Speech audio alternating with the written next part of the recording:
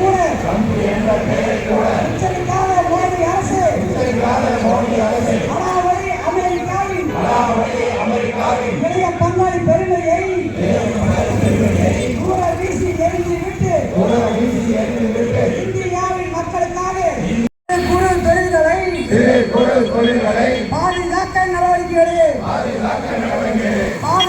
நடவடிக்கை இங்கே ஆர்ப்பாட்டம் திருப்பூர் மக்களை பாதுகாக்க நடக்குது இந்த போராட்டம் இந்தியாவின் பொருளாதாரத்தை சீர்குலைக்க சரி செய்ய வேண்டும்.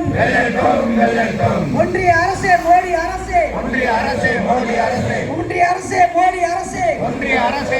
அரசே ஒவ்வொரு ஆண்டும் நாட்டுக்கு செலாவணி ஈட்டரும் திருப்பூர் தொழிலை பாதுகாக்க பணியன் தொழிலை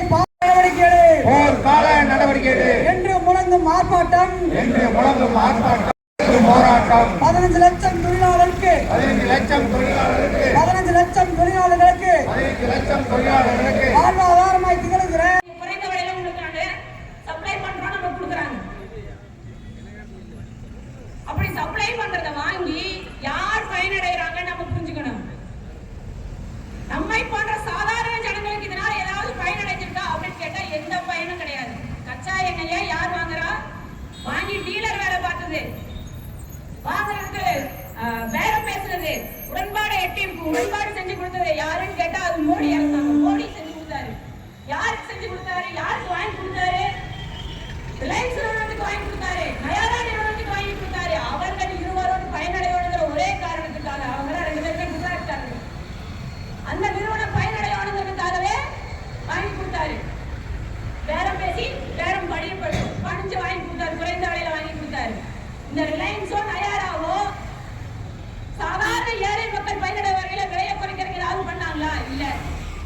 அங்கிருந்து குறைந்த விலையில கச்சா எண்ணெயை வாங்கி அதை சுத்திகரிப்பு பண்ணி பெட்ரோலா டீசலா அவங்க என்ன பண்றாங்க? வெளிநாட்டுக்கு ஏற்றுமதி பண்றாங்க. யாருக்கு? இல்ல அமெரிக்கா உட்பட.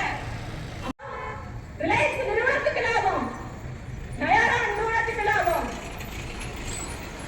ஆனா வரி விதிச்சதால யாருக்கு நஷ்டமடைறா? யாருக்கு இதனால பாதிப்பு ஏற்படுதுன்னு கேட்டா காட்டுறான்.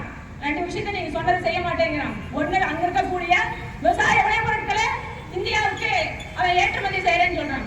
அந்த விவசாய